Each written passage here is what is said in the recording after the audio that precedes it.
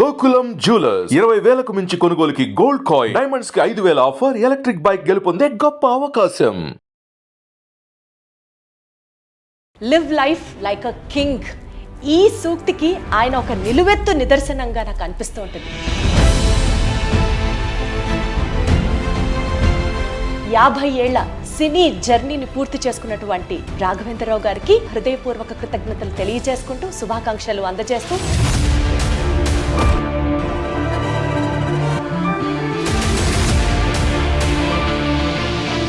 దర్శకేంద్ర రాఘవేంద్రరావు గారి సినీ ప్రస్థానంలో 150 రోజులు ఆడిన చిత్రాలు,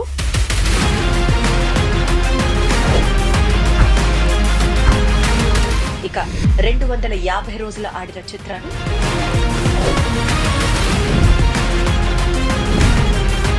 300 రోజులు ఆడిన చిత్రాలు, 365 రోజులు ఆడిన చిత్రాలు, 350 రోజులు పైగా ఆడిన చిత్రాలలో భాగంగా ఇక 420 రోజులు ఆడి ఆన్ టైమ్ రికార్డ్ సృష్టించినటువంటి చిత్రం రాఘవేంద్రరావు గారి సినీ ప్రస్థానంలో 110 చిత్రాలకు గాను 23 చిత్రాలు 50 రోజులు ప్రదర్శింపబడ్డాయి అనంటే సామాన్యమైన విషయం కాదు.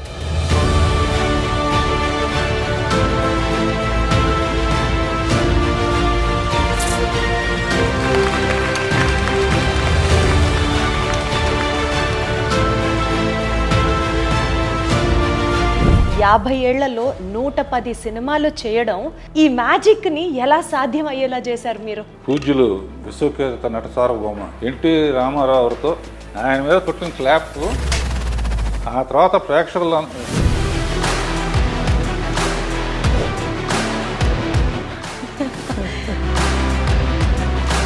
ఇదంతా కూడా నేను ఏమనుకుంటానంటే మా అమ్మ నాన్నలు.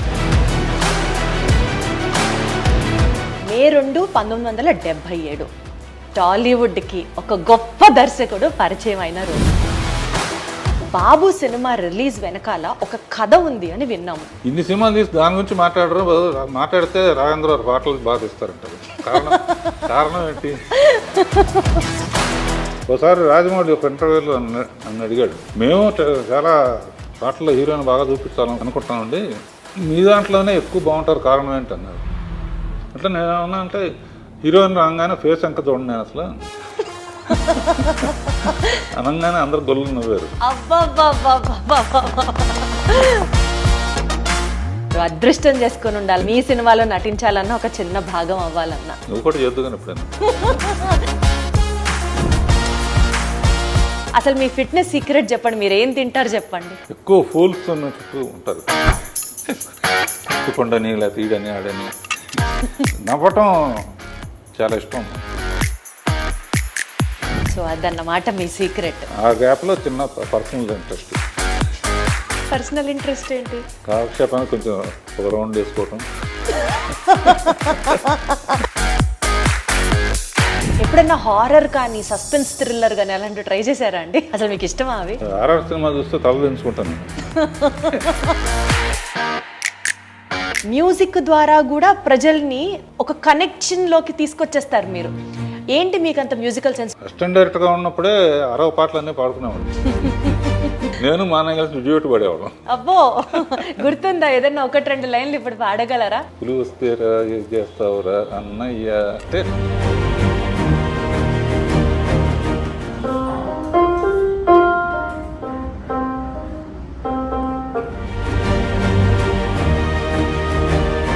ధ్యాసంతా మీరు షర్ట్ మీద పెట్టుకున్నటువంటి ఆ గ్రీన్ అండ్ వైట్ బ్రోచ్ మీదకి వెళ్తోంది.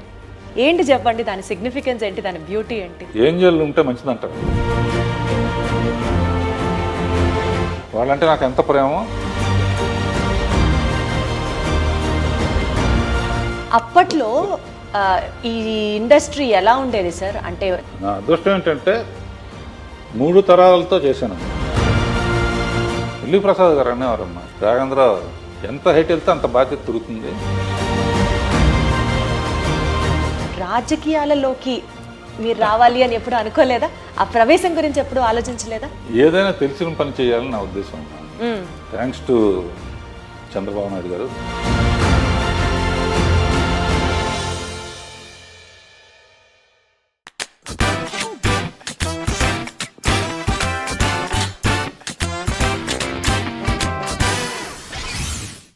అందరికీ నమస్కారం.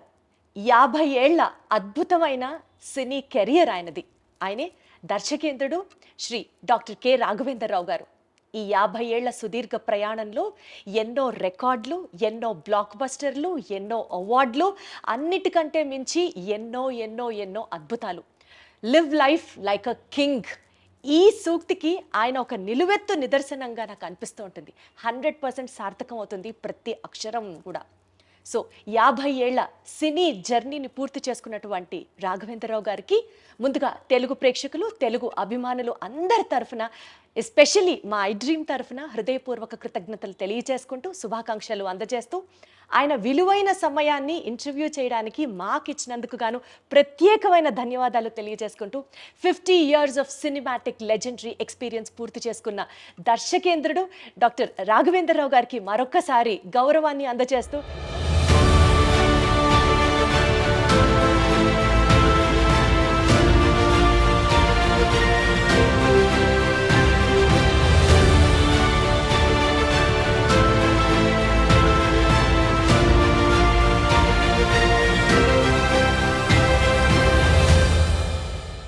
సార్ నమస్తే. ఇంటర్వ్యూ స్టార్ట్ చేయడం చాలా సంతోషంగా ఉంది. థ్యాంక్ యూ అమ్మా. ఎలా ఉన్నారు సార్?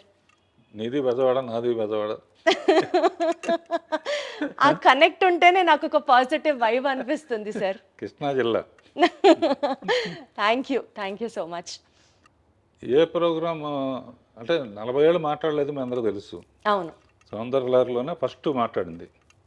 నా నమ్మకం ఏంటంటమ్మా, డైరెక్టర్గా నా జర్నీ ఇంతకాలం ఇంత స్ట్రాంగ్గా ఉండడానికి కారణం అండ్ నా ప్రొడ్యూసర్లకి, ఆర్టిస్టులకి, టెక్నీషియన్స్కి, డిస్ట్రిబ్యూటర్స్కి, థియేటర్ యాజమాన్యానికి అండ్ ప్రేక్షక లోకానికి,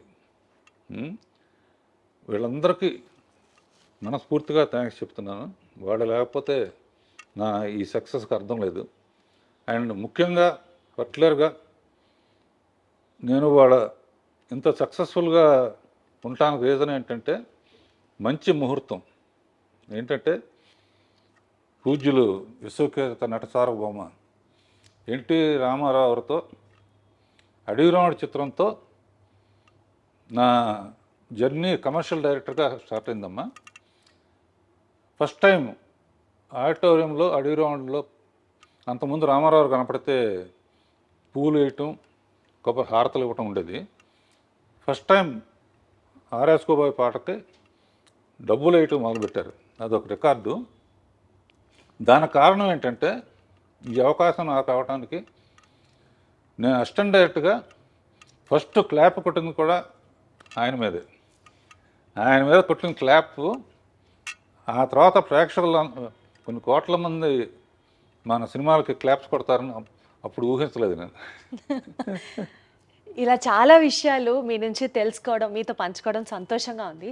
ముఖ్యంగా అండి, 50 ఏళ్లలో 110 సినిమాలు చేయడం అదొక మామూలు రికార్డు కాదు. అంటే ఒక ఫిల్మ్ మేకర్గా, ఒక డైరెక్టర్గా 50 ఏళ్ళు కంప్లీట్ చేసుకున్న వాళ్ళు మేబీ హాలీవుడ్లో మనం చూసుకుంటే స్పిల్స్బర్గ్ గారి దగ్గర నుంచి, మార్టిన్ సోర్సెస్ గారి దగ్గర నుంచి ఇట్లా కొంతమంది ఉంటే ఉండొచ్చు గాక, కానీ భారతదేశంలో 50 ఏళ్లలో 110 సినిమాలు, అందులో అసలు 70కి పైగా సినిమాలు 100 days కంప్లీట్ చేసుకోవడం, 26 సినిమాలు రజతోత్సవాలు పూర్తి చేసుకోవడం, 4 సినిమాలు గోల్డెన్ జూబిలీ సెలబ్రేషన్స్ పూర్తి చేసుకోవడం, ఇవి కాక 4 సినిమాలకి మీరు దర్శకుడిగా ఒక పర్యవేక్షణ చేయడం, అసలు ఇవన్నీ ఒక మామూలు విషయం కాదు రాఘవేంద్రరావు గారు.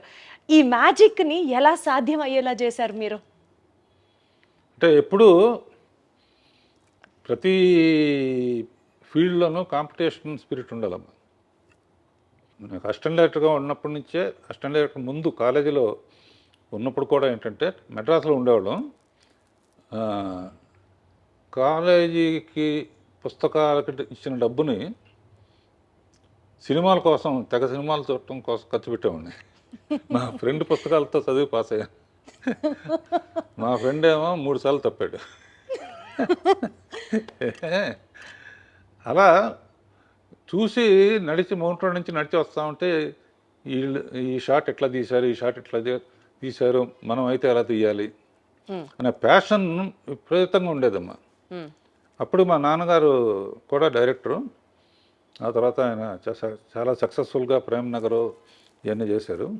మా సొంత ప్రొడక్షన్స్ ప్రకాష్ ప్రొడక్షన్స్ అని ఉండేది, దానికి ఎంబ్లమ్ లైట్ హౌస్ అనమాట. సొంతంగా తీసిన సినిమాలు చాలా అడ్వాన్స్ ఐడియాగా తీసేవారు ఆయన. అందుకనే మొత్తం పోయింది డబ్బు. డైరెక్టర్ ఆలోచనలు ఎలా ఉంటాయంటే కంపారిజన్స్తో ఉంటాయి. ప్రకాష్ ప్రొడక్షన్స్ లైట్ హౌస్లో బల్బు ఆరిపోయింది, నేను మళ్ళీ డైరెక్టర్ అయ్యి ఆ బల్బు వెలిగించాలి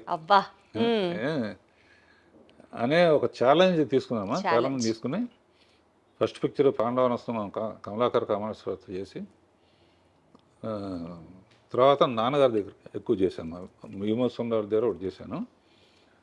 నాన్నగారి దగ్గర సెక్షనే చాలా ఉపయోగపడింది. నాన్నగారితో స్త్రీ జన్మ ఇది తీస్తున్నప్పుడు రామానాయుడు గారు నాన్నగారు ప్రేమనగర్ కనెక్షన్స్తో నేను మ్యూజిక్ విషయంలో కానీ ఈ విషయంలో కానీ నా యాక్టివిటీసు ఇవన్నీ చూసి, రాఘవేంద్ర ఫస్ట్ డైరెక్షన్ నాకే చేయాలి నువ్వు అని చెప్పారు. చెబితే మా ఫాదర్ ఏమన్నారంటే ఇంకొంచెం ఎక్స్పీరియన్స్ ఉంటే బెటర్ అని చెప్పి అలా పాపం. అందుకనే సౌందర్యలహరిలో ఫస్ట్ నేను నాయుడు గారితోనే స్టార్ట్ చేశాను. ఆ తర్వాత యాక్చువల్గా మా ఫ్రెండ్స్ చాలా కేసీపీ లిమిటెడ్ అని దాని తాలూకు కొంచెం బాగా రిచ్ పీపుల్, బాగా క్లోజ్గా ఉండేవాళ్ళం. వాళ్ళు ఓ రోజు రాఘవేంద్ర సినిమా తీద్దాం ఉన్నారు.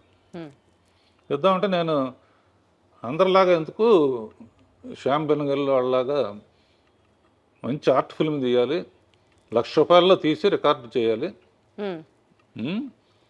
కొత్త ఆర్టిస్టులు ఎవరికి డబ్బులు ఇవ్వటం లేదు, ఎవరు ఫుడ్ వాళ్ళు తెచ్చుకోవాలి, ఇటువంటి పిచ్చి ఆలోచనలతో వాళ్ళకి చెబితే ₹1,00,000 సినిమా కాదు, కాస్ట్లీ సినిమా తీయాలి, ఫస్ట్ పిక్చర్తోనే జగపతితో పోటీ పడాలి, రామానాయుడు గారితో పోటీ పడాలి.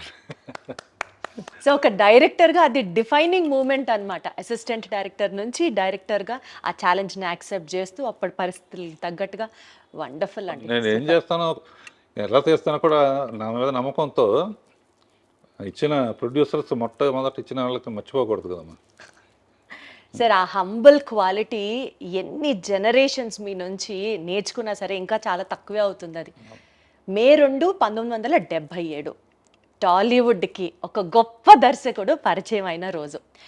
బాబు సినిమా రిలీజ్ వెనకాల ఒక కథ ఉంది అని విన్నాము.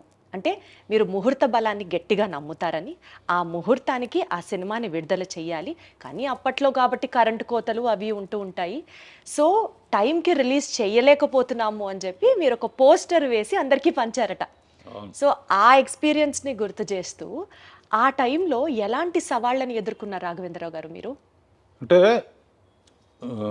ఒకటమ్మా, ఏప్రిల్ 28 ఒకటి, మే 2 ఒకటి, మే 9 ఒకటి, ఈ 3 సెన్సేషన్. బాబు కూడా 28 రిలీజ్ అవ్వాల్సిందే, మే 2కి వచ్చింది. Adavi Ramudu April 28 super duper hit. Baahubali April 28 2 super duper hit.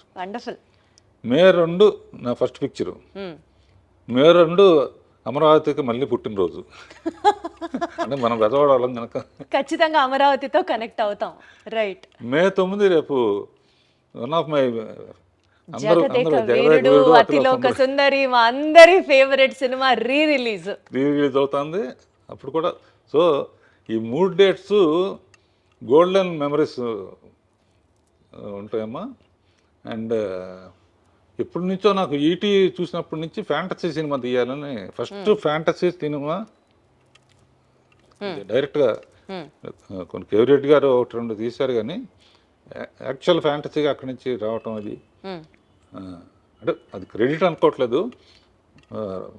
Writer చక్రవర్తి ఐడియా చెప్పాడు, తర్వాత జంజాల గారు, ఎండమూరి వీరేంద్రనాథ్, విజయేంద్ర ప్రసాద్, మేమందరం కలిసి అది తీసాం. రేపు 9వ తారీఖు నాకన్నా మా టీం అందరూ ఉత్సాహంగా ఉన్నారన్నమాట. అసలు మేమందరం ఫ్రెండ్స్ ప్లాన్ చేసేసుకున్నాము అక్కడ కేక్ కటింగ్కి, అక్కడ అసలు ఫుల్ హడావిడి చేయడానికి ఫుల్. అంటే ఫస్ట్ టైం ఆ సినిమాని కొన్ని లక్షల సార్లు చూసినా ఇంకా ఆ సినిమాని ఇప్పుడు మళ్ళీ థియేటర్కి వెళ్ళి చూడాలి అన్నది మాలో కూడా ఫ్యాన్స్గా కూడా బోలెడంత ఎక్సైట్మెంట్ని నింపే ఒక సినిమా అది.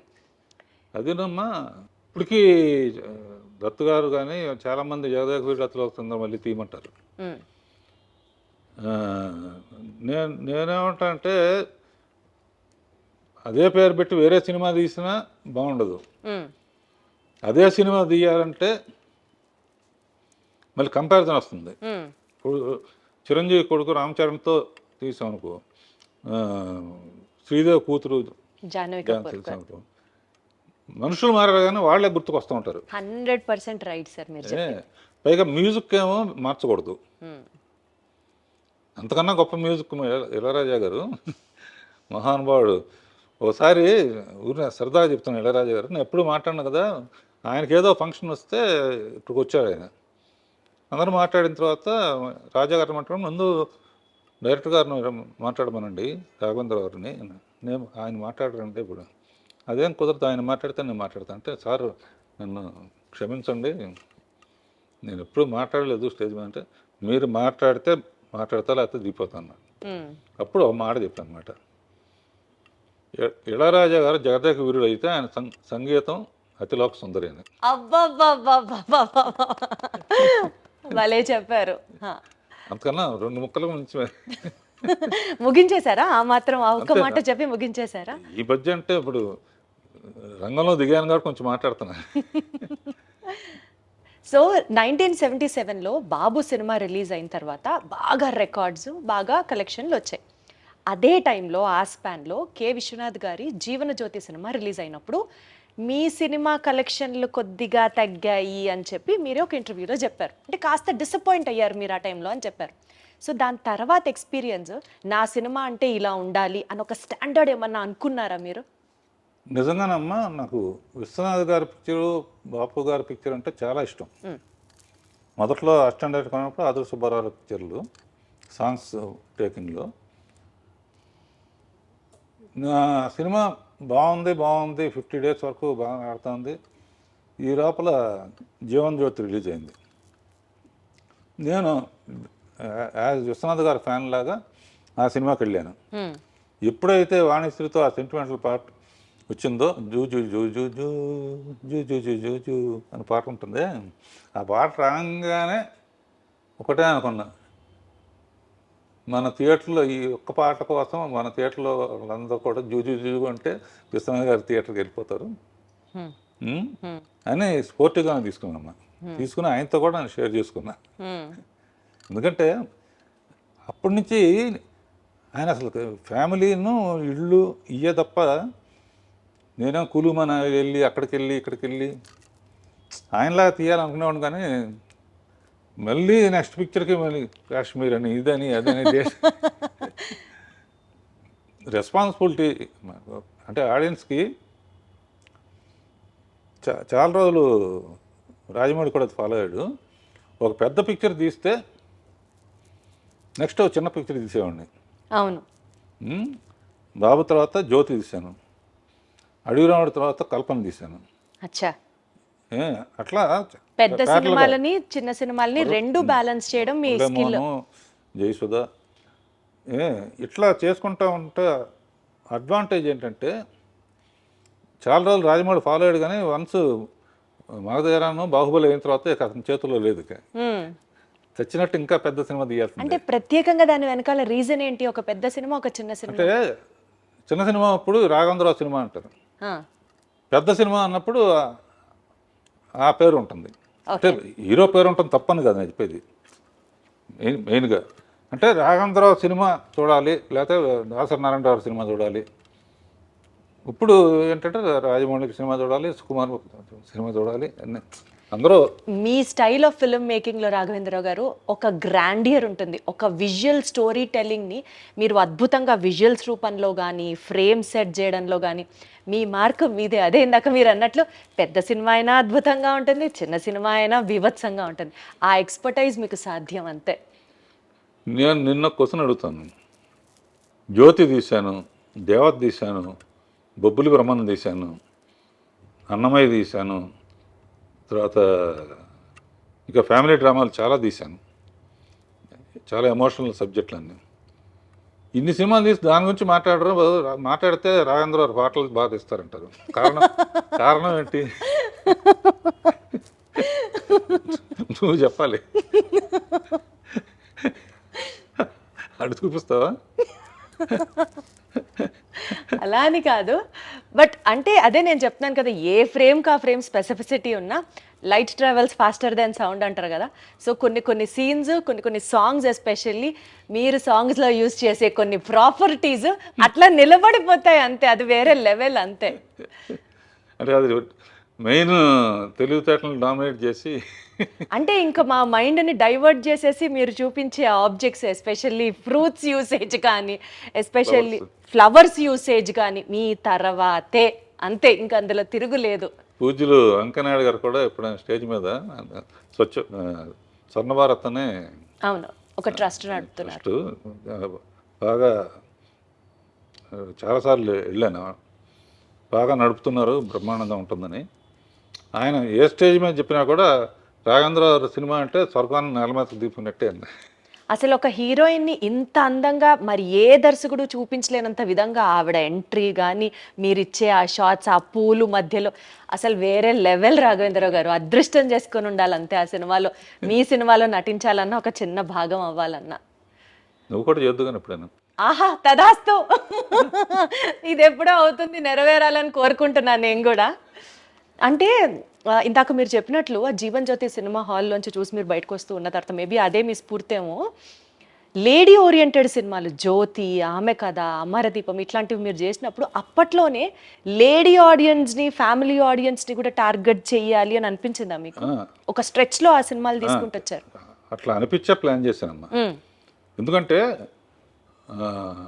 జ్యోతి అయిన తర్వాత చాలామంది నాకు అన్నీ అటువంటివి ఆఫర్ చేశారు. ఆఫర్ చేస్తే నేను తొందరపడి అటు వెళ్తే ఇప్పుడు సంచి పుచ్చుకుని ఇది ఇంటర్నేషనల్ ఫిల్మ్ ఫెస్టివల్ చుట్టూ తిరిగేవాడిని. వెయిట్ చేశాను కాబట్టి అడవి రాముడు వచ్చింది. అదే కదా అసలు ఆ సినిమా కలెక్షన్లు రాఘవేంద్రరావు గారు అప్పట్లోనే 4 కోట్లు, ఇవాళ రోజున 5,000 కోట్లతో సుమారుగా అప్రాక్సిమేట్గా సమానం. అవును, జనాభా లెక్క ప్రకారంగానే. బాబోయ్, అసలు ఆ రోజులో 4 కోట్లు వసూలు చేసింది అడవి రాముడు ఫస్ట్లో. అంటే లేడీ ఓరియంటెడ్ సినిమాలు, ఫ్యామిలీ సినిమాలు చేసే మీకు అప్పట్లో ఒక మాస్, ఒక కమర్షియల్ సినిమాని తీయాలి, అప్పటి లెజెండరీ యాక్టర్ ఎన్టీఆర్ గారితో మీరు చేయడం అనేది, ఆ డెసిషన్ తీసుకోవడానికి మీకు ఇన్స్పిరేషన్ ఏంటి? అసలు ఆయన ఒప్పుకున్నాడు నా డైరెక్షను అని తెలియగానే ఇక ఆయన సినిమాలు మళ్ళీ ఒకసారి బెదవాడ వెళ్ళిపోయి ఒకసారి రిలీజ్ అయ్యాయి కదమ్మా, ఆయన సినిమాలను చూశాను. ఆయన కనపడితేనే పూలు వేయటం లేకపోతే హారతలు వేయటం చేస్తారు. నడిచి వస్తేనే అలా చేస్తున్నారు. ఏనుగు మీద వస్తే ఎలా ఉంటుంది అని ఏనుగు మీద, అవును గజారోహణం ఏదో అంటారుగా, ఏనుగు మీద వస్తే, ఏనుగు మీద రావాలంటే అడవికి వెళ్ళాలి, అడవికి వెళ్ళాలంటే వాడు టార్జాన్ అయి ఉండాలి, టార్జాన్కి సూట్ అవ్వదు. అప్పుడు ఏం చేయాలని ఆలోచించి ఎప్పుడు ఫారెస్ట్ ఆఫీసరు విలన్స్ కుమ్మక్కవుతారు. ఈ సిన్సియర్ ఆఫీసర్గా ముందే ఆఫీసర్గా వెళ్తే డ్యూయట్లకి రొమాన్స్కి ఛాన్స్ ఉండదు. ఎన్ని ఆలోచించారు అసలు. అందునే ఫస్ట్ ఎన్ని స్టడీ చేయడానికని మామూలు మనిషిగా వచ్చి అక్కడున్న ట్రైబల్స్ని వాళ్ళ వలన గొప్పతనం చెబుతూ, కొన్ని రోజులు అయిన తర్వాత నాకు భయం వేస్తున్నాను. అప్పటికి రామారావు కృష్ణుడి ఫోటోలు కానీ, రాముడి ఫోటోలు కానీ ఇళ్లలో పెట్టుకునేవాళ్ళు. ఈ పిక్చర్ మనకు ఆడకపోతే ఇక మన కెరీర్ ఏమైపోతుందన్న టెన్షన్తో కృషి ఉంటే మనుషులు దృష్టిలో అవుతారనే పాట క్రియేట్ చేసి, మీరేం తక్కువ వాళ్ళు కాదు అని చెప్పి, గొప్ప అని చెప్పి, ఏకలవ్యుడు, వాల్మీకి, రాముడిది నా కోరిక ఏంటంటే ఈ సినిమా ఆడితే సంతోషం, ఆడకపోతే మళ్ళీ ఆయన్ని చూసే కాదు. సరే రాముడు ఎట్లా ఉంటాడో మనకు తెలియదు, ఆయనలాగానే ఉంటాడు. చాలామంది అంటారు నిజంగా రాముడు ప్రత్యక్షమైనా కూడా నువ్వు కాదులే అంటారు. అంత బ్రాండ్ ఉంది దానికి, కృష్ణుడు కానీ రాముడు కానీ. నా కోరిక ఏంటంటే లాస్ట్ షాట్ రాముడుగా చూడాలని మనసులో అనుకుని ఆ షాట్ లాస్ట్లో తీసి ఆ శబరి చేసే యాక్షన్ యాక్ట్ చేసి చూపించి కాళ్ళకి నమస్కారం. అబ్బా అబ్బా అబ్బా, జన్మదినమైంది అనుకున్నాను. ఆయన కారు ఎత్తెత్తు ఫస్ట్ టైం అవుట్డోర్కి వచ్చారమ్మా ఆయన. అంతకుముందు అంతా గిండి ఊరు అటు వచ్చేవారు కదా. It is green memory in my life brother అన్నారు. అట్లా నన్ను చాలా ప్రేమగా చూసుకున్నారు. తర్వాత ఆయనతో 12 సినిమాలు చేశాను. 12లో 9-10 హిట్లే. అసలు హిట్ కాందేది సార్. తర్వాత చిరంజీవితో 14 తీశాను. 14 సినిమాలు చిరంజీవి గారితో. సో నా అదృష్టం ఏంటంటే 3 తరాలతో చేశానమ్మా. అవును సార్. రామారావు, బాలకృష్ణ, మళ్ళీ తారకరత్న, మళ్ళీ నాగేశ్వరరావు, నాగార్జున, సుమంత్, కృష్ణ, మహేష్ బాబు, సోమన్ బాబు కొడుకు రాలేదు కానీ తర్వాత శ్రీకాంత్ కొడుకుతో కూడా మళ్ళీ అసలు ఇంట్రడ్యూస్ చేసిందే మీరు. సూపర్ అసలు. అలా ఇట్స్ ఆల్ డెస్టినీ అమ్మా. నేను ప్లాన్ చేసింది కాదు. People are really blessed to work with you sir. నా అదృష్టం ఏంటంటే ఇంతవరకు ఏ హీరో కూడా నా డైరెక్షన్ అంటే ఆయన వద్దులేండి అనలా. ఎవరు సార్ అనేది ఆ మాట? ఎలా సార్ అంటారు ఆ మాట? నారాయణరావు నాది చాలా మంచి కాంబినేషన్ అమ్మా. నేను మాట్లాడను కాబట్టి నా తరపున ఆయన మాట్లాడేవాడు స్టేజ్ మీద. ఆయన పిక్చర్ ఒకటి ఆడితే నేను పోటీగా ఇంకో పిక్చర్, నాకు పోటీగా ఆయన ఇంకో పిక్చర్, ఇట్లా చాలా ఫ్రెండ్లీ వాతావరణంలో జరిగిందమ్మా. అప్పట్లో ఈ ఇండస్ట్రీ ఎలా ఉండేది సార్? అంటే సినిమా మార్కెటింగ్ పరంగా కావచ్చు, టాప్ హీరోస్ని సినిమాలు చేయడానికి కన్విన్స్ చేసే విధానం కావచ్చు, మీ డైరెక్టర్స్ మధ్యలో ఉండే ఆ పోటీతత్వం కావచ్చు, అంటే ఎలా ప్లాన్ చేసేవారు మీరు అప్పటి ఆ స్ట్రెస్ని, కాంపిటీషన్ని హ్యాండిల్ చేయడానికి? ఇప్పుడు రామారావు కానీ లేకపోతే వీళ్ళకి కానీ వాళ్ళకి కానీ గంటలు కథ చెప్పేవాళ్ళం కదమ్మా. చెప్పేవాళ్ళు కాదు. అంతకుముందు వాళ్ళు ఏం చేశారో మనం ఈసారి కొత్త డిఫరెంట్ ఏంటి, ఓ 20 minutes 30 minutesలో లైన్ ఓహో ఓకే అయిపోయిందమ్మా. లేకపోతే ఇంకోటి చూడండి అంటే అంతే. ఆ తర్వాత ప్రొడ్యూసర్స్ కూడా చాలా మంచి ప్రొడ్యూసర్సు. నాకు ఎంతసేపు ఏంటంటే ప్రొడ్యూసరు 100% నష్టపోకూడదు. రెస్పాన్సిబిలిటీ. ఎందుకంటే వాళ్ళు వడ్డీలకు తెచ్చి అది చేసి 100% సక్సెస్ అవ్వాలి అనే స్పిరిట్తో ఉండేది. అందులోనే మ్యాక్సిమం అడిగిన 38 daysలో తీసామమ్మా. అంతేనా? 38 రోజుల సినిమా అయిపోయింది. జ్యోతి 28 రోజులు. అర్రే, ఏదైనా కూడా 40-45 రోజులమ్మా మాక్సిమం. ఆ తర్వాత ఈ జిప్పులు ఇవన్నీ వచ్చిన తర్వాత కొంచెం అప్పుడైనా కూడా నేను 70 రోజులు దాటలా, 60-70 రోజులు. అలా ఒక పక్కన తెలుగు, ఒక పక్కన హిందీ. ఊరికి మనగాడు తెలుగులో కృష్ణతో పెద్ద సూపర్ హిట్ మా. అది చూసి జితేంద్ర హిందీలో తీద్దామని. అప్పుడు ఏంటంటే 16 ఏళ్ళ వయసు తెలుగులో హిట్ అయింది, హిందీలో శ్రీదేవి చేస్తే ఆడల. అయినా కూడా జితేంద్ర శ్రీదేవిని పెడదామంటే ఓకే అన్నాడు. లేకపోతే అమ్మాయికి అట్లా మన సౌందర్య ఇంటర్వ్యూలో కూడా అమ్మాయి చెప్పింది అసలు. అండ్ చాలా అన్ఫార్చునేట్ విషయం ఏంటంటే లాస్ట్లో అమ్మాయి మామ్ అనే సినిమా తీసింది కదమ్మా, రీసెంట్గా రిలీజ్ అయింది. అవును. ఇక్కడ ఆడియో ఫంక్షన్ తెలుగులో కూడా చేయడానికి నన్ను చీఫ్ గెస్ట్గా పిలిచి అమ్మాయి కాంబినేషన్లో 24 సినిమాలు చేశాను. 25th ఫిలిం కూడా మనం చెయ్యాలని నాకు ఆడ నమస్కారం పెట్టింది. ఆ తర్వాత దేవలోకానికి వెళ్ళింది. అతిలోక సుందరి దేవలోకానికి వెళ్ళిపోయింది. చాలా ఇండస్ట్రీకి అంటే మ్యాక్సిమం సర్వ్ చేసింది.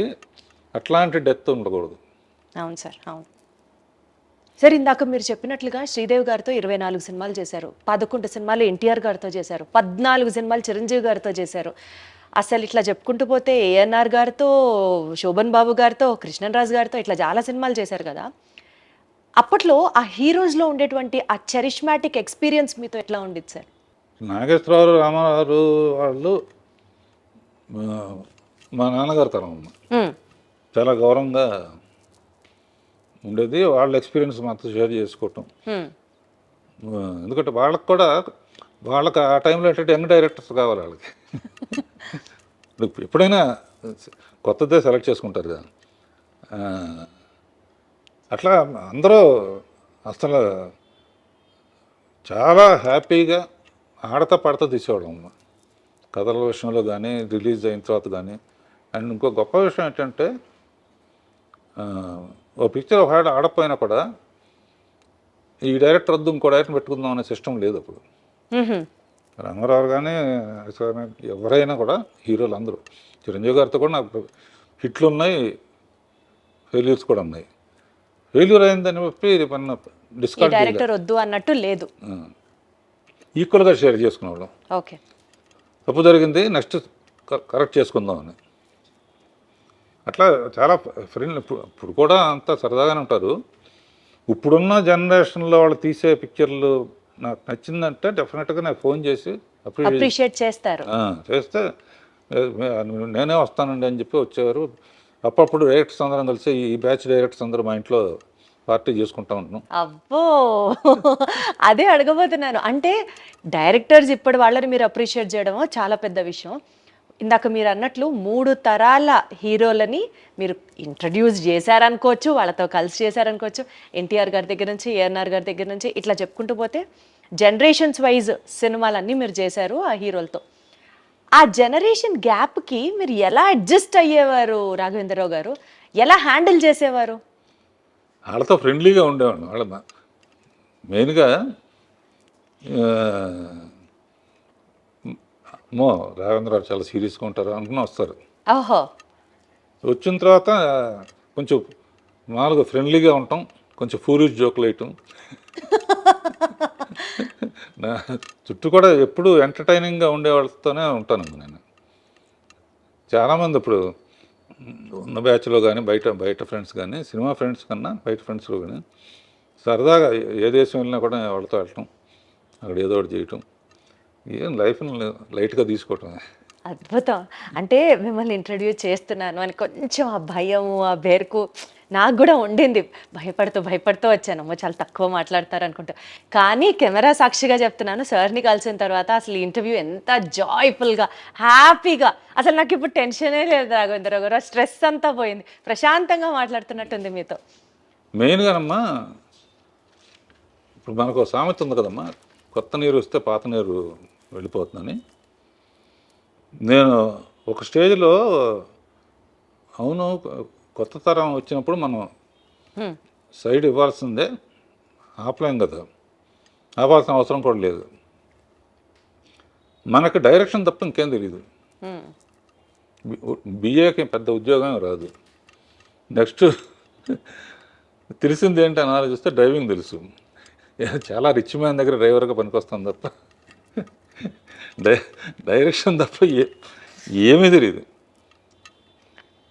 అప్పుడు ఆలోచించి అప్పుడే రామోజీరావు ఈటీవీ అన్నీ పెట్టారు. సీరియల్స్ చేసి శిష్యులకు అప్పచెప్పి రష్ చూసి అప్పుడప్పుడు షూటింగ్ దగ్గరికి వెళ్ళి మ్యూజిక్ చేసి సినిమాలాగానే ఉంటుంది అని శాంతినివాసం అని మొదలుపెట్టి రాజమౌళిని డైరెక్టర్గా పెట్టాము. ఓ, అలా మీరే ఇంట్రడ్యూస్ చేశారా? అంతకుముందు నాకు చంద్రబాబు గారు ఎలక్ట్రానిక్ మీడియా అడ్వైజర్గా నాకు అవకాశం ఇచ్చినప్పుడు రాజమౌళి, ముళ్ళపూడి వర, గంగరాజు వీళ్ళందరూ కూడా యాడ్స్ చేసేవాళ్ళు సోషల్ అవేర్నెస్ కోసం. అద్భుతంగా చేసేవాడు రాజమౌళి. అప్పుడు శాంతినివాసం కథ అనుకుంటే అతనే మొత్తం కథని అవుట్లైన్ చెప్పాను. అతను 1000 ఎపిసోడ్లకు సరిపడా. సో అప్పుడప్పుడు సెట్కి వెళ్ళేవాడిని. నేను అనుకున్న చెప్పిన తర్వాత రష్ వచ్చిన తర్వాత చూస్తే నేను చెప్పిన దానికన్నా బాగా తీసేవాడు. సో అక్కడి నుంచి ఇక కాన్ఫరెన్స్ వచ్చి స్టూడెంట్ నెంబర్ 1కి నేను పర్యవేక్షణ చేసి తను డైరెక్టర్గా పెట్టారు. పెట్టినప్పుడు ఊరినే అతను సక్సెస్ఫుల్గా 2-3 సినిమాలు అయిన తర్వాత ఆర్కే నుంచి వచ్చావు కదా, నీకు ఎప్పుడు వీలుంటే అప్పుడు డబ్బులతో నాకు పని లేదు, నీకు ఎప్పుడు వీలుంటే అప్పుడు నాకు కూడా ఒకటి చేయంటే ఆఖరికి బాహుబలి అని గిఫ్ట్గా ఇచ్చాడనమాట. అద్భుతం. నేను మా అల్లుళ్ళు కలిసి తీసాం. మ్మ్. సో ఇప్పుడు అంటే ఇప్పుడు సరే ఆ తరం అయిపోయింది, సీరియస్ తరం ఇప్పటికీ జరుగుతుందమ్మా. 25 ఏళ్ళ నుంచి ఆ సీరియల్స్ అన్నీ కూడా ఒక స్టాండర్డ్, ఒక క్వాలిటీకి ఒక నిదర్శనం లాగా తీస్తున్నారు మీ బ్యానర్ నుంచి వచ్చేటువంటి ఆ సీరియల్స్ కానివ్వండి. తర్వాత మా అన్నయ్య కోరిక మీద ఆర్కే ప్రొడక్షన్స్ అని పెట్టి ఫస్ట్ చేస్తే నందమూరి రామారావు బ్రాండ్ ఉండాలని చెప్పి బాలకృష్ణ అడగానే బాలకృష్ణ హ్యాపీగా మా డేట్స్ అడ్జస్ట్ చేసి ఇచ్చాడు. మ్మ్. అలా ఆర్కే బ్యానర్లో మా అన్నయ్యతో అల్లరమగుడు, అల్లరిపోయాడు, కొన్ని ఫెయిల్ అయినా కొన్ని సక్సెస్ఫుల్గా. అండ్ మా అన్నయ్య గారి పిల్లలు మా పిల్లలు అందరూ కలిసే పెరిగారు కనుక అంతా జాయింట్ ఫ్యామిలీ లాగా. సక్సెస్ఫుల్ జాయింట్ ఫ్యామిలీ అంటే మీరు ఎక్కడి నుంచి వచ్చారంటే రాఘవేంద్రరావు గారు, ప్రాపర్గా ఆ ఫ్యామిలీ ఎథిక్స్, బాండ్స్, లైఫ్లో కొన్ని వాల్యూస్ ఇవన్నీ పాటిస్తూ ఈ స్థాయికి వచ్చారు కాబట్టి మేమందరం ఇవాళ రోజున అంత గౌరవంగా, గర్వంగా మీ వైపు చూస్తాం. That's all because of your brought up, మీ వాల్యూస్, మీ ఎథిక్సే ఇవన్నిటికీ కారణం అనిపిస్తుంది నాకు. మిమ్మల్ని ఇలా కలవడం, ఇంటర్వ్యూ చేయడం అసలు నాకు వేరే లెవెల్గా ఉంది. మీ సినిమాలో చాలా వేరియేషన్స్ ఉంటాయి. యాక్షన్, డ్రామా, కామెడీ, రొమాన్స్, జానపదం, మైథాలజీ, ఇలా చెప్పుకుంటూ పోతే లిస్ట్కి కామా కామా కామా యాడ్ చేసుకుంటూ వెళ్ళాలి. వీటిల్లో మీకు బాగా నచ్చిన జానర్ ఏది? నాకు అన్ని జానర్స్ ఇష్టం అమ్మా, ఏది చేసినా సిన్సియర్గా చేస్తాను. అసలు కామెడీను గ్లామర్ లేకుండా అసలు ఆలోచన అసలు ముందు. కామెడీ గ్లామర్ లేకుండా సినిమా ఉండదు అసలు. ఎందుకంటే జస్ట్ అబ్జర్వ్, అన్నమయ్య సినిమాలో కూడా 2 క్యారెక్టర్స్ని పెట్టి గుండు హనుమంతరావు బ్రహ్మానందని పెట్టి, అంటే తర్వాత మోహన్ బాబు, సేఫ్టీ అంటే అన్నీ ఉండాలి అనే ఒక స్ట్రాంగ్ బిలీఫ్ అమ్మా నాకు. రాఘవేంద్రరావు గారి సినిమా అంటే ప్రేక్షకుడికి ఫుల్ మీల్స్ అంతే. అది మెయిన్ ఉద్దేశం అమ్మా. ఎప్పుడన్నా హారర్ కానీ, సస్పెన్స్ థ్రిల్లర్ కానీ అలాంటివి ట్రై చేశారా అండి? అసలు మీకు ఇష్టమా అవి? హారర్ సినిమా చూస్తే తల దించుకుంటాను నేను. అది దెయ్యం వస్తుందని తెలియగానే డాన్ మ్యూజిక్ రాగానే ఇట్లా చూడండి అనమాట. ఆ సౌండ్ అయిపోయిన తర్వాత లేస్తాను. ఊరిని శాంపుల్కి వేటగాడిలో ఒట్టి నిజం హారర్ కాదు, ఒక బంగ్లాలో నుంచి నేను వేయడం ఇది పాటలాగా ఇది పువ్వులు పూయిన తోట అని ఫైనల్ కాదు, అక్కడ మదరే విడిపిస్తాడని. అంతకన్నా ఇంకా అంతకన్నా హారర్ జోన్లోకి వెళ్ళారు అసలు. అది చూడండి, అసలు థియేటర్కి వెళ్తాను, అది ఆ ఎపిసోడ్ వచ్చినప్పుడు మొట్ట తల తెంచుకుంటాను అన్నమాట. అదొకటి, గొంతులో క్యాన్సర్, సిగరెట్లు ఏమన్నా కూడా తల ఉంచుకుంటారు. సో అసలు అలాంటివి కూడా చూడరు, అంటే ఏదైనా అన్ప్లెజెంట్ అనిపించింది అసలు చూడరు యూజువల్గా. బాధ వేస్తుంది, వచ్చింది ఎంటర్టైన్మెంట్ కోసం. Got it. సో అయితే మీరు అనేకమైనటువంటి ప్రసిద్ధ మ్యూజిక్ డైరెక్టర్స్తో కూడా పనిచేశారు. మీ సినిమా అని అంటే మ్యూజిక్కి ఒక ప్రత్యేకమైన స్థానం ఉంటుంది అన్నది మాకు అర్థమైపోతుంది. మ్యూజిక్ పట్ల మీకున్నటువంటి కమాండ్ అనుకోవచ్చు, లేకపోతే మీకు అది ప్రత్యేకమైన ఇంట్రెస్టా? మ్యూజిక్ ద్వారా కూడా ప్రజల్ని ఒక కనెక్షన్లోకి తీసుకొచ్చేస్తారు మీరు. ఏంటి మీకు అంత మ్యూజికల్ సెన్స్? మీ రూమ్లోకి రాగానే రాఘవేంద్రరావు గారు ఆ పక్కన ఆ కీబోర్డ్ అది చూసి కూడా అబ్బా నా క్వశ్చన్ కరెక్ట్గా అడుగుతున్నా నేను అని అనిపించింది. మీకు మ్యూజిక్ అంటే అంత ప్రత్యేకమైన ఎఫినిటీ దేనికి? మొదటి నుంచి ఫస్ట్ పిక్చర్స్ అన్నీ చక్రవర్తి చేశాడమ్మా. చక్రవర్తి నేను క్లోజ్ ఫ్రెండ్స్ అనమాట. అతనికి హార్మోనీ కానీ సరిగమలు కానీ తెలియదు, బాండ్ గిఫ్ట్ అంటారే, ఏ లైన్ ఇచ్చినా కూడా ట్యూన్ కట్టేస్తారన్నమాట. సో చక్రవర్తితో జర్నీ మ్యాక్సిమం 30-40 సినిమాలు చేసామమ్మా. తర్వాత మహాదేవన్ అన్నారు, తర్వాత పెద్ద చేంజ్ అసలు మ్యూజిక్లో సెన్సేషన్ చేసింది మన ఇళయరాజా గారు. కోటితో చేశాను, విద్యాసాగర్తో చేశాను, రాజేశ్వరరావుతో చేశాను, సత్యం గారితో చేశాను. అండ్ 24 పిక్చర్స్ 23 పిక్చర్స్ అయినాయి. కీరాణితో నా కాంబినేషను సెన్సేషనల్ హిట్స్ అన్నీ. ఎందుకంటే మా ఇద్దరికి మంచి అండర్స్టాండింగ్ అర్థమైపోతుంది ఆ కెమిస్ట్రీ మాకు వినేటప్పుడు హాల్లో. ఇప్పుడు ఏ సినిమా అయినా సరే కిరణ్ లేకపోతే నేను పని చేయలేను అనమాట. అంత సింక్ అయిపోయారు. సింక్ అయిపోయి ఫ్యామిలీగా కూడా బాగా వాళ్ళ ఫ్యామిలీ మా ఫ్యామిలీ కలుస్తాం, మూడు ఫ్యామిలీ మా ఫ్యామిలీ కలవడం. అంటే కిరణ్ దగ్గర నుంచి నేర్చుకుంది ఏంటంటే కొంచెం రాగాల గురించి కానీ ఇదే రాగం అని అడిగి. కిరణ్లో గొప్పతనం ఏంటంటే పల్లవిలో ఆల్మోస్ట్ సిచ్యువేషన్ బట్టి తనే చాలా వరకు కాంట్రిబ్యూషన్ ఉంటుంది. అలా మ్యూజిక్ అసిస్టెంట్ డైరెక్టర్గా ఉన్నప్పుడే 60 పాటలన్నీ పాడుకునేవాడిని. అండ్ మేము హాలిడేస్కి నేను మా బ్రదరు విలేజెస్కి వెళ్ళాడు, కేసరపల్లి మాది. వెళ్ళినప్పుడు సినిమా వాళ్ళం అంటే వాళ్ళ క్రేజ్ ఆ రోజుల్లో. ఇప్పుడు అంత క్రేజ్ లేదనుకో. ఇప్పుడు కూడా అంతే క్రేజ్ ఉందండి. కాగదు సినిమా వాళ్ళు అంటే అదేండి సార్ ఏదో పాటలు పాడండి అనేవాళ్ళు. నేను మా అన్నయ్య కలిసి డ్యూట్ పడేవాళ్ళం. అబ్బో, గుర్తుందా ఏదన్నా 1-2 లైన్లు ఇప్పుడు పాడగలరా? జస్ట్ ఊరుకునే ఒక హమ్ము. పులి వస్తేరా ఏం చేస్తావురా అన్నయ్య అంటే ఇది చేస్తాను తమ్ముడు అని. ఏదో అంటే విలేజ్ లైఫ్ నాకు బాగా ఇష్టం అమ్మా. అందుకనే తర్వాత చాలా సినిమాలు విలేజెస్లోనే తీశాను. సో ఇండస్ట్రీకి అండి హీరో విక్టరీ వెంకటేష్ గారి దగ్గర నుంచి, శ్రీదేవి గారి దగ్గర నుంచి దగ్గర 70 మంది హీరోయిన్లని, 25 మంది స్టార్ హీరోస్ని, ఎందరో దర్శకుల్ని పరిచయం చేసిన మీకు వాళ్ళలో చూసిన వెంటనే ఈ క్వాలిటీ డెఫినెట్లీ వీళ్ళని షైన్ చేసేలా చేస్తుంది అని మీరే ముందర అనలైజ్ చేసుకుంటారా? వాట్ క్వాలిటీ ఏం చూస్తారు మీరు వాళ్ళలో ఇంట్రడ్యూస్ చేసే ముందు?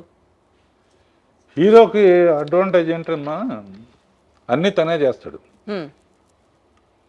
ఇంట్రొడక్షన్ కానీ, డ్యాన్సులు కానీ, నథింగ్, ఫైట్లు కానీ, విలన్లతో పోరాడి ప్రజల కోసం ఏదో చేయటం. సో హీరోయిన్స్ కేవలం అందంగా చూపించాలనేది మైండ్లో.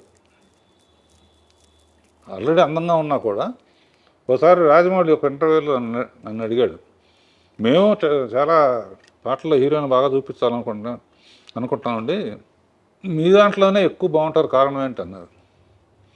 అట్లా నేనేమన్నా అంటే హీరోయిన్ రాగానే ఫేస్ ఎంక చూడండి నేను అసలు అనగానే అందరు గొల్లు నవ్వారు.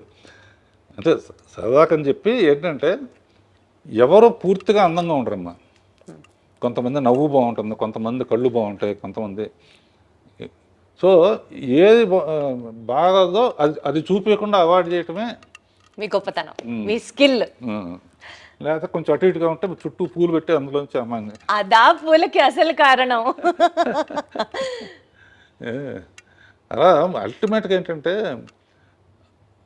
లక్షాధికారికైనా రిక్షావాడికైనా సరే వాళ్ళు చెయ్యలేని చూడలేని తెర మీద కనపడితేనే, పర్టికులర్గా కింద స్థాయి వాళ్ళు అయితే మటుకు వాళ్ళే శ్రీదేవితో డ్యాన్స్ చేసినట్టు, వాళ్ళే జయసుతో డ్యాన్స్ చేసినట్టు, వాళ్ళే విజయశాంతితో డ్యాన్స్ చేసినట్టు ఊహించుకుంటారు. కంపల్సరిగా సినిమా రిలీజ్ అయిన తర్వాత విజయవాడ వెళ్ళామండి, విజయవాడ, ఏలూరు ఇవన్నీ. వాళ్ళ కామెంట్స్ చాలా విచిత్రంగా ఉంటాయి మనం ఊహించిన దానికన్నా కూడా. జగదేగ సుందరికి శ్రీకాకుళం అక్కడికి వెళ్తే ఒక అతను అన్నాడు, ఈ సినిమా ఎవరైనా సరే 3 సార్లు చూడాలంటే. 3 ఏంటారు లెక్క అని అడిగాను నేను. ఒకసారి చిరంజీవి కోసం చూడాలి ఏం చేస్తున్నాడని, ఒకసారి శ్రీదేవి కోసం చూడాలి ఏం చేస్తుందని, ఒకసారి ఇద్దరిని కలిపి చూడాలి. అంటే వాడు ఎంత ఆలోచన. మనం కూడా ఈ యాంగిల్లో చూస్తే ఇద్దరు అద్భుతంగా చేస్తూ ఉంటే రెండు చూడలేము కదా, ఎవరిని చూసి న్యాయం చేస్తాం. అందునే అంత అన్ని రోజులు కానీ అన్ని. సో వాళ్ళ దగ్గర నుంచి చాలా నేర్చుకోవాలమ్మా, ఆడియన్స్ దగ్గర నుంచి. మనం తీసి పంపించేయటం కాదు. తర్వాత అప్పుడు ఓన్లీ ల్యాండ్ లైన్లు కనుక ఏంటి సినిమా పరిస్థితి అంటే వాళ్ళు ఫోన్లో చెప్పారు, విపరీతమైన రిపీట్ ఆడియన్స్ అండి, 13:3 వరకు చూసి కొంతమంది వెళ్ళిపోతారు, ఇదేంటి డబ్బు టికెట్ కొని 13:3 వెళ్ళిపోవటం ఏంటి అన్నాను. 13:3 ఆఖరి సాంగ్ వస్తుందండి, ఆ సాంగ్ ఆ మజా ఊహించుకుంటూ దారిలో ఒక బీరు కొనుక్కుని అబ్బబ్బబ్బబ్బా. మల్లెపూలు కొనుక్కుని ఇంటికి వెళ్తాడు. అంటే వాళ్ళ విశ్లేషణ అమ్మా, పల్స్. నేను అనుకునేది కాదు, ఆడియన్స్ పల్సు. అంటే ఎవరైనా కళలు వస్తూ ఉంటాయి, లేకపోతే ఇదిగా ఏంటంటే అదే మూడ్లో, అంటే సాంగ్స్కి పర్టికులర్గా పేరు రావడానికి రీజను ఇటువంటి. Got it sir. అలాంటి ఎలిమెంట్స్ ని మీరు ఎక్కువ ఫోకస్ చేసేవాళ్ళు, ఆ దృష్టి ఎందుకంటే ఆలోచించేవాళ్ళు. సరదాగా చిరంజీవి గారు కానీ వీళ్ళు కానీ మీరు హీరోయిన్స్ అందంగా చూపిస్తారు, అన్నీ మీరే చేస్తున్నారు కదా, యాక్షన్ మీరే చేస్తున్నారు, వీళ్ళంతా ఛాలెంజింగ్ మీరే చేస్తున్నారు. అట్లీస్ట్ పోనీ అందంగా హీరోయిన్లైనా చూపిద్దాం కదా అని చెప్పేవారా? ఏదో జరిగిపోయిందమ్మా. ఇదంతా కూడా నేను ఏమనుకుంటానంటే, మా అమ్మ నాన్నల, మా అమ్మకి ఎక్కువ పూజలు, ప్రతి నెల ఒక జ్యోతిష్కుడి దగ్గరికి వెళ్ళి ఏంటి మా చిన్నాడు సంగతి ఏంటి, మా పెద్దవాడి సంగతి ఏంటి. అందులో సౌందర్యలహరిలో లాస్ట్ ఎపిసోడ్లో మా ఫ్యామిలీ అందరితో మదర్ లేరు అప్పటికి, అదేదో ఫ్యామిలీ పరిచయం కోసం చేసాం అనుకుంటున్నారు. లాస్ట్లో నేను ఉంటాను, ఒకసారి చూడమ్మా. చాలా బిజీగా ఉండి ఎప్పుడు ఇంట్లో నెలకు ఒక 4 రోజులు ఉండేవాళ్ళం. పిల్లలు ఏం చదువుతున్నారో కూడా నాకు తెలిసే కాదు. వాళ్ళు ఏం చదువుతున్నారు, ఫలానా చదవమని కానీ నేను, వాళ్ళకు వాళ్ళు చదువుకున్నారు, వాళ్ళకు వాళ్ళు పైకి వచ్చారు, వాళ్ళకు వాళ్ళు ప్రూవ్ చేసుకున్నారు. ఇలాంటిది ఈ షోలో ఎందుకు పెట్టానంటే, పిల్లలకి ఇండివిజువాలిటీ ఇచ్చి, ఇప్పుడు ప్రతి ఫంక్షన్కి పిల్లలు చేసుకునే ఫంక్షన్కి కూడా నన్ను పిలుస్తారు, సరదాగా ఉంటుంది. ఇది చూసైనా ఓల్డ్ ఏజ్ హోమ్కి పేరెంట్స్ పంపించకూడదు, లేకపోతే నా వయసు ఏంటి వాళ్ళ వయసు ఏంటి, వాళ్ళ పిల్లలు వాళ్ళందరూ బర్త్డేలకు కూడా అంకుల్ వస్తే బాగుంటుందని వాళ్ళ ఫ్రెండ్స్ కూడా. అంటే ఏదో ఒకటి పుట్టినరోజుకి ఒక సత్యపండు ఉండేవాడు, పాటలు, తెలుగుదేశానికి పాటలోను బర్త్డే సాంగ్స్, ఎవరు బర్త్డే వస్తే వాళ్ళ మీద ఒక సాంగు, అంతకుముందు తీసిన స్టిల్స్ వేసి ఏదో ఒక ఇంట్రెస్ట్ క్రియేట్ చేస్తూ ఉంటాం అన్నమాట. సార్ మీలా స్పార్క్ ఉంటుంది సార్, అది అది ఎవర్ లైటింగ్ స్పార్క్. ఇందాకే నేను మిమ్మల్ని పాయింట్ అడుగుదాం అనుకున్నాను, మనం ఈ ముచ్చట్లలో పడి అది కొంచెం పక్కకి వెళ్ళింది, కానీ మళ్ళీ గుర్తొచ్చింది. రామారావు గారితో మీకు ఒక ప్రత్యేకమైన అనుబంధం ఉంది. మీరు అసలు షో స్టార్ట్ చేస్తున్నప్పుడే వాళ్ళ పేర్లు తలుచుకుంటూ స్టార్ట్ చేశారు. మీకు అంత క్లోజ్నెస్ ఉన్నప్పుడు వాళ్ళతో రాజకీయాలలోకి మీరు రావాలి అని ఎప్పుడు అనుకోలేదా? ఆ ప్రవేశం గురించి ఎప్పుడు ఆలోచించలేదా? ఏదైనా తెలిసిన పని చేయాలని నా ఉద్దేశం అమ్మా. థ్యాంక్స్ టు చంద్రబాబు నాయుడు గారు. సరే, నాకు మీరు ప్రతి పని స్టార్ట్ చేసే ముందు వెంకటేశ్వర స్వామి దగ్గర నుంచి స్టార్ట్ చేస్తాం, ఆయన పాదాల దగ్గర ఆ కార్యక్రమాన్ని పెట్టి స్టార్ట్ చేస్తామని చెప్పారు. ఈ ప్రస్తావన వచ్చినప్పుడు Annamayya romantic, drama, mythology, fantasy, ఇన్ని జోనర్లలో సినిమాలు తీసే మీకు, comedy and glamour most important అని భావించే మీకు, అన్నమయ్య లాంటి ఒక డివోషనల్ సబ్జెక్ట్ చెయ్యాలి అని ఎందుకు అనిపించింది? యాక్చువల్లీ అన్నమయ్య సినిమా ఇప్పటికీ కూడా రీసెంట్ సినిమా రిలీజెస్తో పోల్చుకుంటే ఆడియో ఆఫ్ అన్నమయ్య ఆ సేల్స్ ఇప్పటికీ కూడా స్కై రాకెటింగ్ అవుతూనే ఉన్నాయి. అన్నమయ్య ఒక ఆణిముత్యం, అన్నమయ్య మ్యూజిక్ అసలు వేరే లెవెల్. డివోషనల్ సబ్జెక్ట్ చేయాలన్న థాట్ మీకు అసలు ఎట్లా? అది ఏదైనా ఆయనే ఇచ్చాడు. తిరుపతి సినిమా మొదలుపెట్టేటప్పుడు తిరుపతి వెళ్ళి మొదలు పెడతాం, గడ్డం ఇచ్చేస్తాను, అయిపోయిన తర్వాత తిరుపతి వెళ్ళి గడ్డం ఇచ్చేస్తాను. ఇట్లా ఇప్పుడు వరకు నా గడ్డం తిరుపతిలో తప్ప ఎప్పుడైనా ఎక్కువ రోజులు అయితే పెడితే కొంచెం ట్రిమ్ చేస్తాను అంతే. అన్నమయ్య నా సబ్జెక్టు బాపు గారు, విశ్వనాథ్ గారు లాంటి వాళ్ళు కాకుండా నాకు అవకాశం రావడానికి ఆయనే కారణం అనుకుంటా. స్వామే పంపించుంటాడు, స్వామే అడగకుండా అన్నమయ్య ఇచ్చాడు. అండ్ ఆ కథ నాకు రావటం, నాగార్జున ఏంటి, రాఘవేంద్ర ఏంటి, సుమన్ ఏంటి అనుకునేది ఛాలెంజ్గా తీసుకుని నాగార్జున పెట్టడానికి రీజన్ అంటే వాళ్ళ ఫాదర్ విపన్నారాయణ ఇవన్నీ కూడా చేశారు. అది కాకుండా ఇది చూడాలంటే మామూలుగా లోపలికి రావాలంటే భక్తి సినిమాలకి హీరోలు ఉంటే బెటర్ అని చెప్పి హీరోని పెట్టి జనాన్ని లోపలికి తీసుకొస్తే గ్యారంటీగా హిట్ అవుతుంది నమ్మకం. అందునే ప్రెస్ షూటింగ్ జరుగుతున్నప్పుడల్లా ప్రెస్ మీట్ పెట్టాలి అసలు. ఒకేసారి సినిమా చూపించాం అనమాట. అసలు అద్భుతం అది.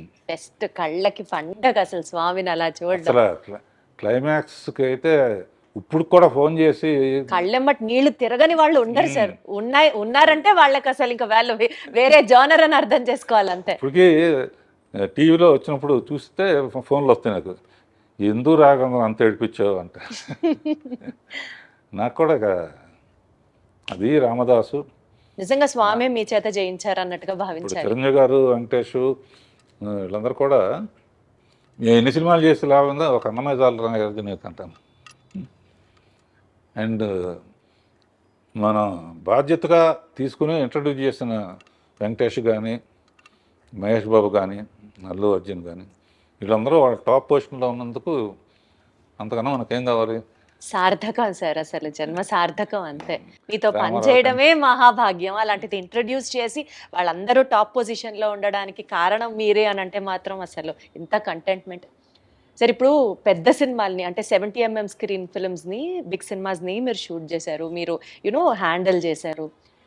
ఆర్కే బ్యానర్తో చాలా సీరియల్స్ చేశారు. అది కాకుండా ఇప్పుడు ట్రెండ్కి తగ్గట్టుగా ఓటీటీలో వెబ్ సిరీస్ని కూడా మీరు డైరెక్ట్ చేశారు. కొన్ని వెబ్ సిరీస్ మీరు చేయడం జరిగింది. ఈ ప్లాట్ఫామ్ని ఎలా చూస్తారు మీరు?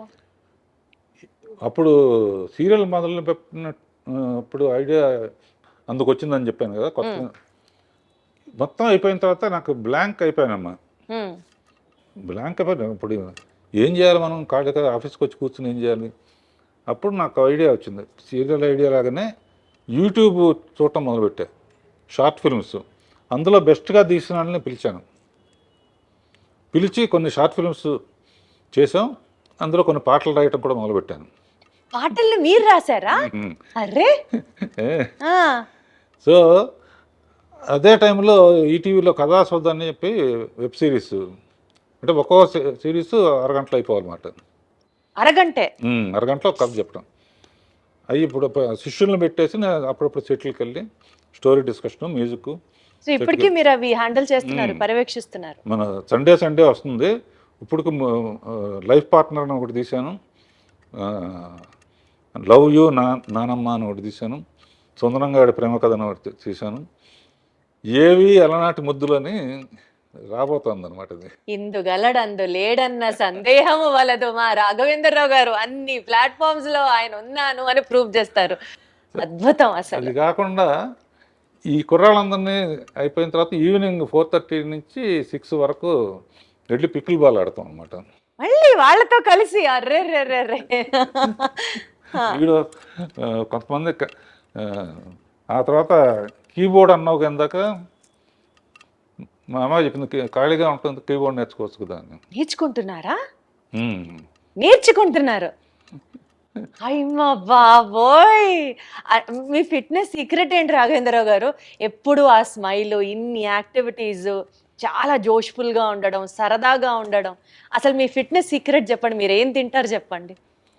తిండి దేవులే కానీ ఎక్కువ ఫూల్స్ ఉన్న చుట్టూ ఉంటారు.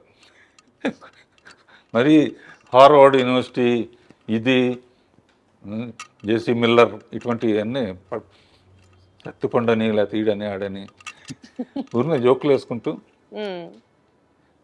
నవ్వటం చాలా ఇష్టం నాకు, నవ్వించటం కానీ. అందుకనే భరణీను బ్రహ్మానందం వీళ్ళు కొంచెం పొయిటిక్ ఇది ఉందన్నమాట. నేను 2-3 కొటేషన్స్ అందరూ రాస్తున్నాక మనం ఎందుకు రాయకూడదని చెప్పి అందులో కూడా మనం అనుకున్నవన్నీ జరిగి ఉంటే ఇప్పుడు జరిగినవన్నీ మనం అనుకున్నవి కావు. మనం అనుకున్నవన్నీ జరుగుంటే ఇప్పుడు జరిగినవన్నీ మనం అనుకున్నవి కావు. నువ్వు అంతేగా అంతేగా అంతేగా. అది కాకుండా లైఫ్ని ఇంత లైట్గా తీసుకుంటేనే సీరియస్గా ఉంది, సీరియస్గా తీసుకుంటే ఎలా ఉంటుందని. అదొకటి నాకు చాలా ఇష్టమైంది. అది మెయిన్ అనమాట. లైఫ్ని ఎంత ఇది వచ్చినా కూడా దాన్ని వెల్కమ్ చేయటం, జోకులు వేసుకుని పోయిందిరా సినిమా పోయింది కదా. అసలు సో మీకు ఏది ఆ బాధ కానీ ఆ ఫ్రస్ట్రేషన్ కానీ మిమ్మల్ని అసలు టచ్ చేయవు అన్నమాట. అయితే ఇంట్లో కూడా అంతే. మెడిటేషన్ చేస్తారా దానికోసం ప్రత్యేకంగా? అదొకటి ఉంది, మర్చిపోయాను. పొద్దునే ఓ రోజు స్విమ్మింగ్ పూల్, ఓ రోజు పిలాటే, రోజు స్ట్రెచ్చింగ్ ఎక్సర్సైజ్, ఈవినింగ్ యోగ నిద్ర అండ్ మెడిటేషన్. ప్రతిరోజు పికిల్ బాల్ అవగానే స్నానం చేసి 40 minutes మెడిటేషన్. సో టైముని అలా విభజించుకుంటా. పని లేకపోతే నాకు ఏదో చెయ్యికి అలా ఆడదంటారే. అందుకనే మీరు ఆ 16th ఇయర్ దగ్గర ఆగిపోయారు రాఘవేంద్రరావు గారు. ఇంకా అసలు ఏజ్ ముందుకి రాలేదు అంతే. హ్యాపీగా ఎప్పుడు సరదాగా ఉంటాం. ఈ వాళ్ళ దగ్గర నుంచి నేను నేర్చుకుంటున్నానమ్మా, నా దగ్గర నుంచి వాళ్ళు నేర్చుకుంటున్నారు. కొంతమంది చెప్తారు కదా, కేజీ 1200 రూపాయలు ఉండే బియ్యం తింటాం, లీటర్ 5000 రూపాయల నుంచి 10,000 రూపాయలు ఉన్న డైరెక్ట్గా హిమాలయాస్ నుంచి తెచ్చిన వాటర్ తాగుతాం, అదే మా బ్యూటీ సీక్రెట్, అదే మా ఫిట్నెస్ సీక్రెట్ అంటారు కదా. అట్లాంటి ప్రత్యేకమైన తిండ్లు మీరేం తినరా? అసలు తిండి కూడా లేదు అసలు. ఏదో ఇప్పుడు తర్వాత ఏంటంటే జనరల్గా రోజు పొద్దున పూట కూడా ఇడ్లీలు, వడలు, దోశలు తినేవాళ్ళం. ఇప్పుడు ఏంటంటే ఒట్టి నట్స్ను, ఫ్రూట్స్, మధ్యాహ్నం lunch, night only tiffin. So అదన్నమాట మీ సీక్రెట్. ఆ గ్యాప్లో చిన్న పర్సనల్ ఇంట్రెస్ట్. పర్సనల్ ఇంట్రెస్ట్ ఏంటి? ఏదో కాలక్షేపానికి కొంచెం ఒక రౌండ్ వేసుకోవటం. Such an honest, sweet and an humble answer from your end.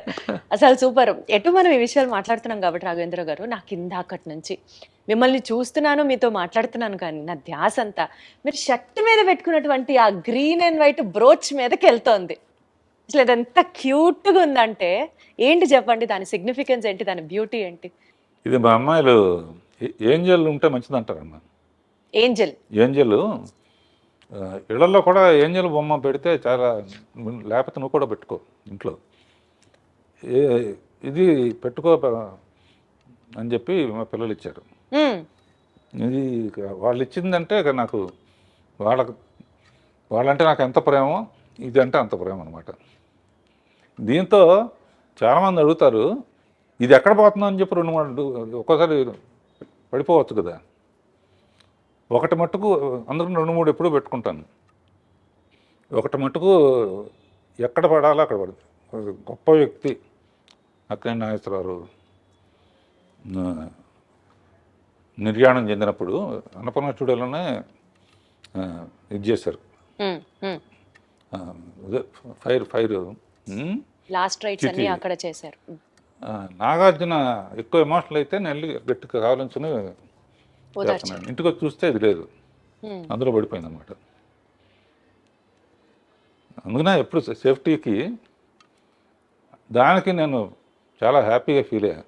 ఒక గొప్ప వ్యక్తికి ఇలా అనేక మెట్టు మీద మెట్టు. ఎల్వి ప్రసాద్ గారు అనేవారమ్మ.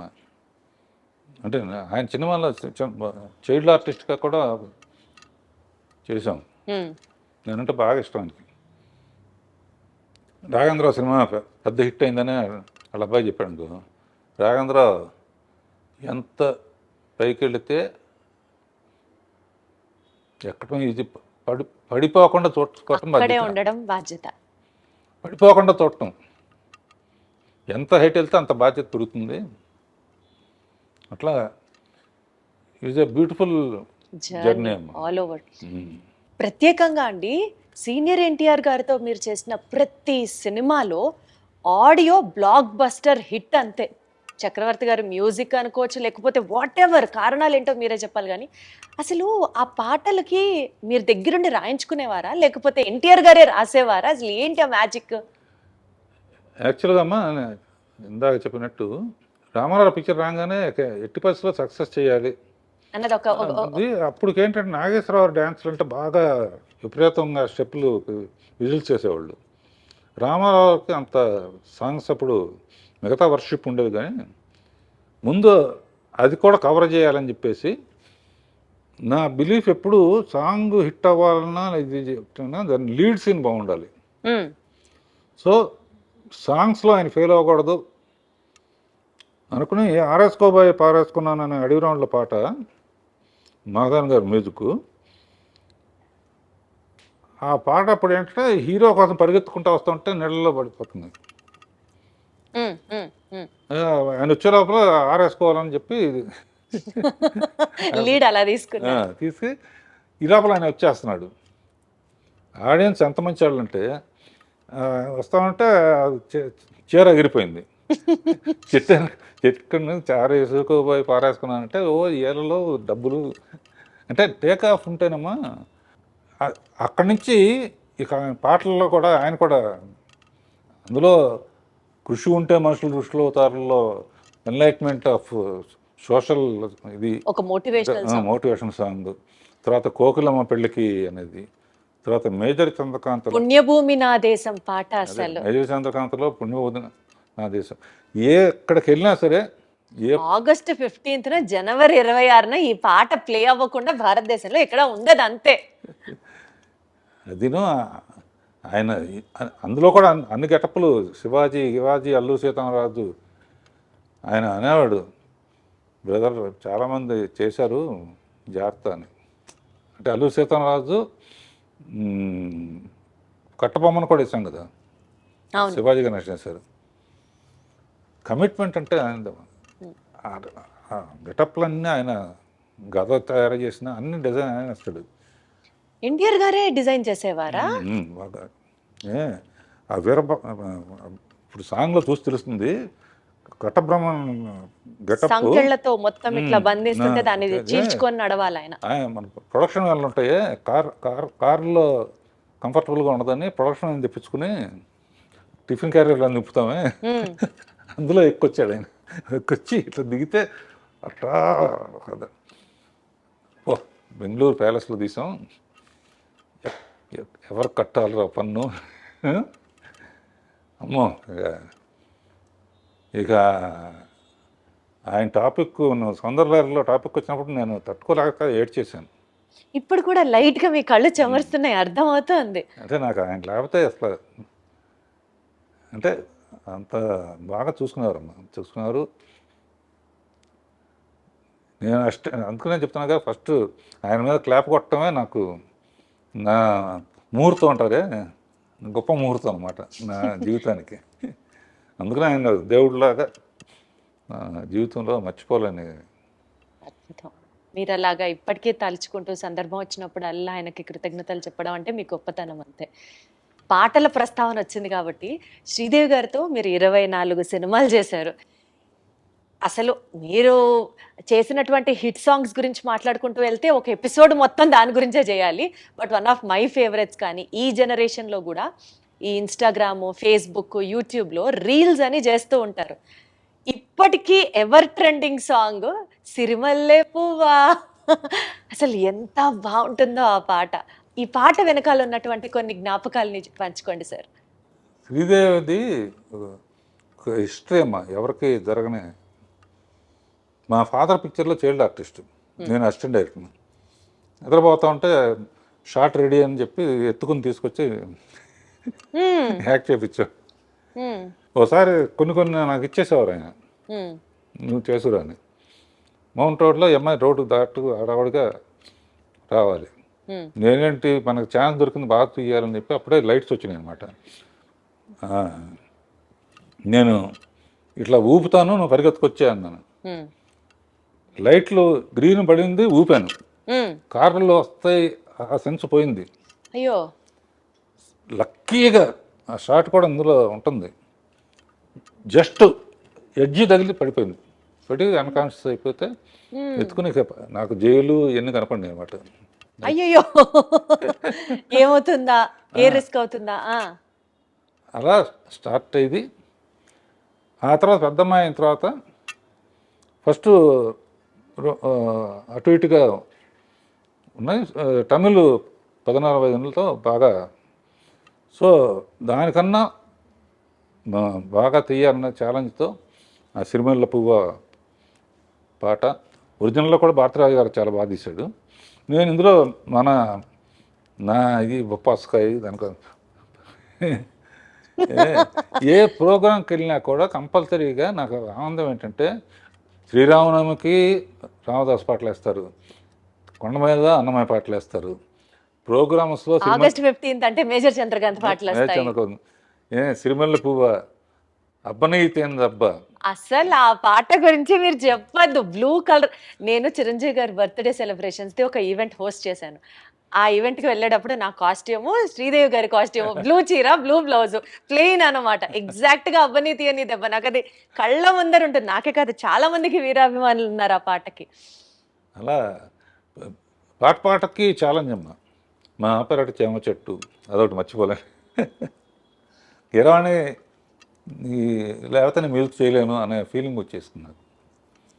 ఈ 50 years బ్లాక్ బస్టర్ ఇయర్స్గా మాకు అందించి మీ మొత్తం ఎక్స్పర్టైజ్ కానివ్వచ్చు, మీ స్కిల్ కానివ్వచ్చు, సినీ రంగంలో మీరు పెట్టినటువంటి, మీరు చూపించినటువంటి, మీరు చేసినటువంటి సర్వీస్ మాకు బోలెడన్ని ఎక్స్పీరియన్స్ని మిగిల్చడంతో పాటు సార్, ఎంత ఎదిగినా ఒదిగి ఉండాలి అన్న ఒక నేచర్, అండ్ మోస్ట్ ఇంపార్టెంట్లీ లైఫ్ని సీరియస్గా తీసుకోకుండా సరదాగా తీసుకుంటే అంతకంటే బ్యూటీ ఇంకొకటి లేదు అన్నది చెప్తూ, రెస్పాన్సిబిలిటీతో పాటు మోస్ట్ ఇంపార్టెంట్లీ మీరు పెట్టినటువంటి హార్డ్ వర్క్ నెక్స్ట్ జనరేషన్స్కి డెఫినెట్లీ ఒక ఇన్స్పిరేషనల్ పర్సనాలిటీగా మీరు నిలుస్తారు, ఉండిపోతారు మా మనసుల్లో.